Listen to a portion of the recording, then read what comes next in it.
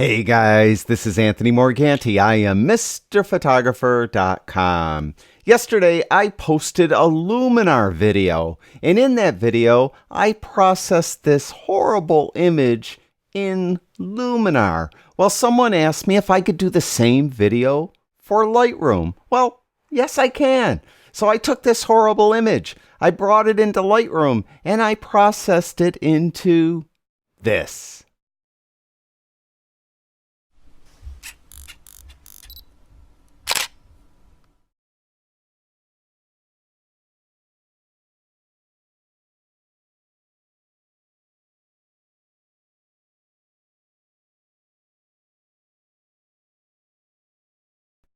Yesterday, I posted a video titled Processing a Difficult Landscape in Luminar. And in that video, I talked about this image. It was shot at high noon. It was a super hot day. It was approaching 100 degrees outside.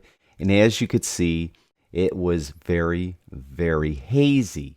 And I demonstrated how I could take a really lousy image like this and use Luminar to make it look pretty decent. And this is my actual image that I processed in Luminar. So this is the Luminar processing. Well, at least 2 people commented that I saw, and at least 3 people messaged me asking me if I could do the same thing in Lightroom.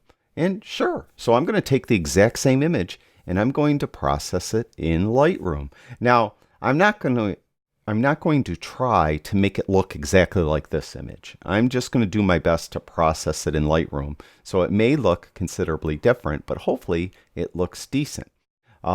Also, if you're interested in all the gear I used, the camera settings and the exposure information, all that will be listed in the description below this video. Also, I am currently having a 50% off sale on all my Lightroom presets and Lightroom profiles. All that info will be below the video as well. All right, let's get to processing. Now, I mentioned many times I like to crop early in my workflow, so I'm going to start there. Now, it really doesn't need to be cropped, but it is a little bit crooked. So I'm going to open up the crop tool, and I'm simply going to eyeball it best I can to straighten it, and it looks pretty good right there. Now I'm just going to proceed to start processing it. Now, what I typically do is I look at my image and I see what does it need first, meaning if the shadows are really dark, I'll jump right to shadows. If the highlights are really bright, that grabs my attention right away, I'll go right to highlights. In this case, the haze, right? So it's really hazy. So I'm going to go right to dehaze, and I'm going to push that to the right. And actually, I'm going to put it at like plus 88. I mean, really high. That was a super, super hazy day. All right, now I'm going to jump around a little bit in this basic tab, because I usually do. Excuse me. I'm going to open up the shadows a touch. It's considerably brighter on the right than it is on the left. So I want to try to equalize that a little bit. So I'm going to do that. I think I'm going to, well, I'll get a white and black point first. I'm going to hold the Alt or Option key in. It's Alt if you have a PC, Option if you have a Mac. Click on the whites. Now, I don't like any of my whites clipping, and you can see there's some color coming through over here. That means I'm clipping those specific color channels. Where you see blue, I'm clipping the blue channel, green, the green channel, red, the red channel. So as I move it to the right, you can see I'm starting to clip more, and where it's white, I'm clipping all 3 channels. So typically, I really don't like to clip at all. So I'm going to move my whites to the left until all those little dots that I could see are gone. That's just the way I prefer to do it. Similarly, I'm going to go to blacks and hold that Alt or Option key and click on that. Now you see the screen's white, but it has some blue in there. You can see some green down there in the lower left-hand corner. Now I like to clip the blacks a little bit. That's just the way I like to process my landscapes. I like to have some absolute black in my image and go all the way up to almost absolute white. So that's the way I prefer to do it. So I'm going to leave it right there. Now I'm going to adjust the white balance. This did have a 10-stop ND filter on there. And even though it's neutral density, it did shift the color a bit. So I'm going to get the eyedropper, and I'm going to click on some of the gray slate over on the wall. Just keep clicking until I like it. I kind of like that right there. That it was really kind of a warm look that day, so I like that. let's see. I'm going to turn texture up. That's starting to make that look really nice. I'm going to turn, let's see if I turn vibrance up. Vibrance looks pretty good. Let's see what saturation. I kind of like the saturation, I think. Let me see. Go back to vibrance. What I'm actually looking for is I don't want the greens to go overbearing, and sometimes the saturation will make the green go a little bit too much, and it looks okay here. So I'm going to turn vibrance instead. So I'll do that. I'm going to go to clarity and add some clarity. Okay, now I still am dealing with this issue where the left side, well, probably the 3/4 to 2/3 of the image actually is darker than over here. So I am going to do a graduated filter. So I'm going to get a graduated filter, and I'm going to reset it by double clicking on the word effects. I'm going to pull exposure down a little bit, and then I'm going to put it in kind of diagonally. So I'm going to go right about here and just drag it to my left. So the part that's being mostly affected is this right upper corner, and I'll pull it down a little bit, and you can see how it darkened it on this side. Now this area here is still kind of bright, but I think that looks okay. Now what I'm going to do is I'm going to jump back down to the basic tab, and I'm going to take exposure up a touch, and then I got to go back to my graduated filter, and I got to make it a little more gradual because I had a distinctive line in there, and I just want it to be a little more gradual. See what that looks like. Yep, that looks a little better. So I'll close that down. So we're coming along. I'm going to try turning saturation up along with vibrance a little bit. I think that looks a little better. I'm going to add a little more texture, or a little more clarity. I'm sorry. I think that looks all right. So we're coming along. Now we still have kind of this bright area over here, and I want to deal with that. I just wanted a little more. I don't want any bright area towards the edge of the frame that's in the corner, because I want people to look at the waterfall, not over here. So their first inclination when they look at the image is probably to look over here. So I want to kind of deaden that a little bit. So I'm going to go to the brush again, or the brush for the first time. I'm going to have exposure down on this. I'm going to get a large brush. I'm going to have a feather all the way up, and density of flow at 100. And I'm just going to paint in here, kind of bring this down a little bit. And I'll bring highlights down a little too, although it's probably not going to affect it too much. Okay, that's just kind of tones that down a little bit. I'll put a vignette on it also, which will help. But what I'm actually going to do is I'm going to double click on the word new, or just single click on it would work. Double click on the word effect to reset all the settings. So I'm going to put a second brush stroke on here with the same feather, flow, and density, except for this one, I'm going to temporarily at least put exposure up. And I'm going to paint on the waterfall itself. Like I said, I want that to be the center of attention. So I want that to be a little brighter. And let's see. Turn up,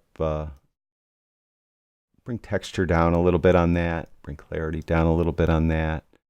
And turn up highlights a touch more. So that's a little brighter. I kind of like that. Now,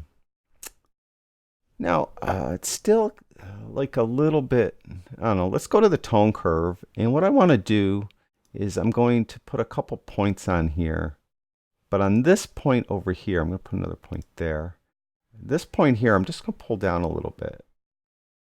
Yeah, I just want to give it a little more depth, a little more bite to it. And I think that helps. It brings the shadows a little darker. Those of you not familiar with the tone curve, the curve itself represents the tones in your image, with the darkest tones on the far left, the brightest tones on the far right, and the midtones in the middle. And if you pull any part of the curve down, you're taking the tones that are at that point. If you're pulling it down, you're making them darker. So in this case, whatever tones are right here, I just darken them a little. And it kind of, in my opinion, added a little more bite, for lack of a better term, to the image. Now up here are highlights. If you wanted to make something brighter or anywhere in the tone or in the curve, you'd push up and you'd make that brighter. So I think it's okay like that. Um, I am going to just jump down to lens corrections. All right, those were already done. I'm going to add some sharpening. I'm going to zoom in. There really isn't any noise in this, as those of you that watched yesterday's video know. Shot at a really low ISO.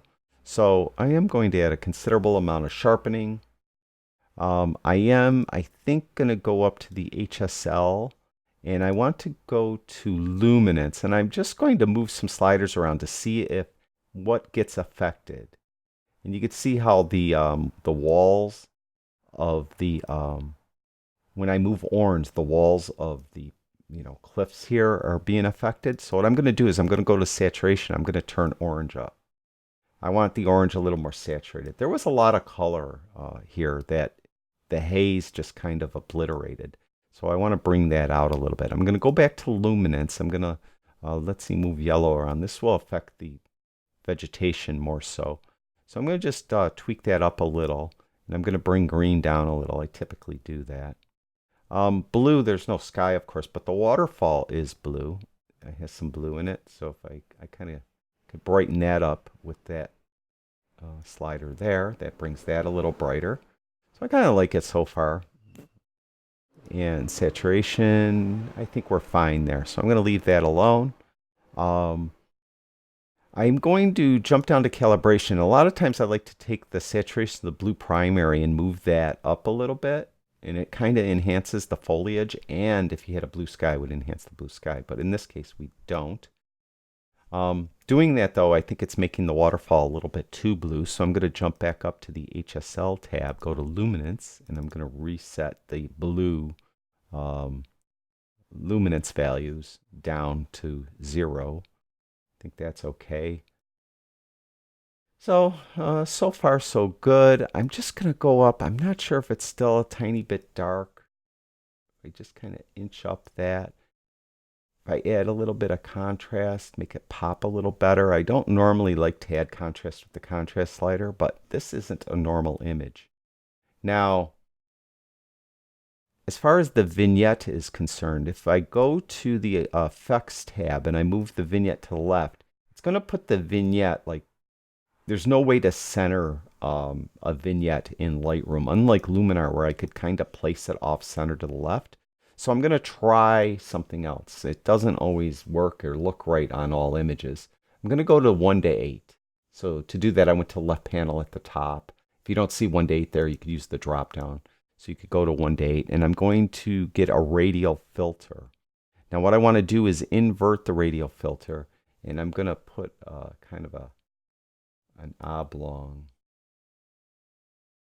thing here. And actually I don't want to invert the radial filter, but I want to darken it around the edges, and I don't want it feathered that much.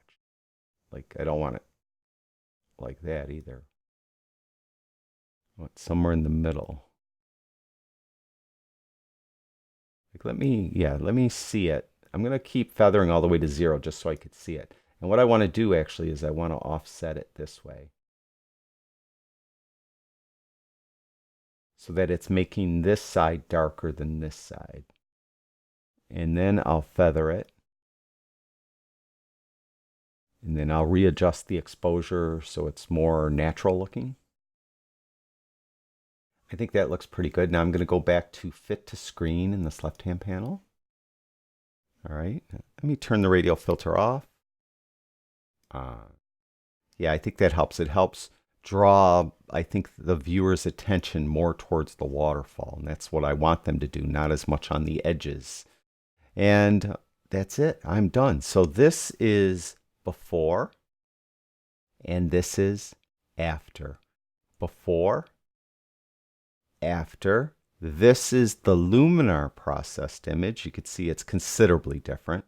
And this is the Lightroom processed image. Now you could argue, and I'd probably agree with you, that I overprocessed the Lightroom processed image. And I would probably look at this in a day or two and then come back in and kind of tone things down a little bit. I think it might be a little bit overbaked. There's Luminar again. And there's Lightroom. Luminar? Lightroom. So, yeah, I think it might be a little bit overdone. I could go up to the basic tab and I could, let's say, reset saturation or reset vibrance. So those are at 0 now, but you can see it's still pretty colorful. But for better or worse, that's my processing of this image in Lightroom. Now, someone commented that they'd like to see me do it like in Capture One and other applications too. I mean, I don't want to bore you guys to death, but if you folks are interested in me doing that, comment below and I will. I'll do my best to process it in different applications and, you know, see how I do. Now, again, this is all subjective. So just because, you know, I'm processing it doesn't necessarily mean that you would process it the same way, of course. You might probably would process it much better than I am. But that is the way I go about doing it. So again, thank you everyone for your suggestions. And again, in the description below the video, check out the sale on my Lightroom presets and profiles. All the gear info, exposure info, and camera settings are all listed there as well. And just, again, thank you everyone that watches my videos. I truly do appreciate it. I'll talk to you guys soon.